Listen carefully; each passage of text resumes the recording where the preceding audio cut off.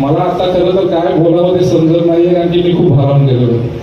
कारण की आमदार साहेबांनी आणि आपण सर्व शिवसैनिकांनी ज्या पद्धतीने मेळाव्याचं आयोजन केलं आणि माझं स्वागत केलं त्याबद्दल मी खूप खूप तुमच्या मनापासून धन्यवाद देतो.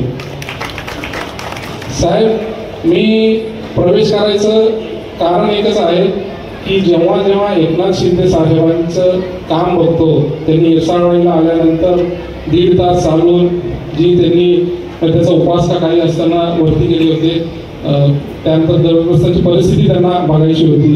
त्याचबरोबर आपली त्या ॲक्सिडेंट सुद्धा घडलं होतं की 19 अपघातात गेले होते, तेव्हा सुद्धा शिंदे साहेब आलेले होते. जास्तीत जास्त चांगली योजना साहेबांनी घरपर्यंत पोहोचवल्या. त्याचबरोबर आमदार साहेब, तुमच्याबद्दल जेवढं बोलू तेवढं कमीच आहे, कारण की आतापर्यंत 3000 कोटीचा निधी आपल्या खालापूर तालुक्यात आतापर्यंत कुणी आणला नव्हता.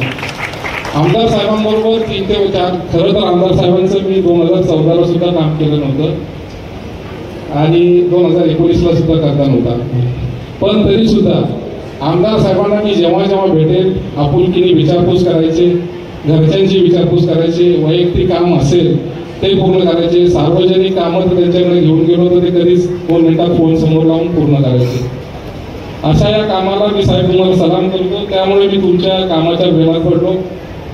बरेच नेते आता 2-3 दिवसापूर्वी बोलले की कुलदीप शिंदे यांनी आधीपासूनच काम करत होतं, मी युतीचं काम करत होतो. तुम्ही तर युतीचं काम पण नव्हतं केलेलं, मी युती धर्म पाळत होतो.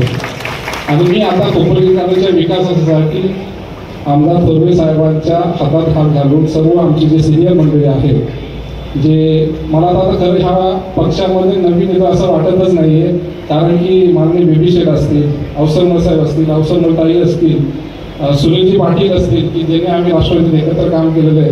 भाऊंचा मोठा वाटा आहे माझ्या राजकीय जीवनामध्ये. त्याचबरोबर संदीप पाटील असतील, संदीप पाटील माझे मित्र आहेत, माधवीताई रेड्डी असतील, प्रियाताई जाधव असतील. मी या सर्वांच्या नेतृत्वाखाली काम करत आलेलो आहे 15 वर्ष. त्याचबरोबर खूप नावं घ्यायचे, पण मी आता थोडासा गडबडलोय की कोणाकोणाची घेऊ, कोणाचं नाही घेतलं तर माझ्याकडून चुकी होईल.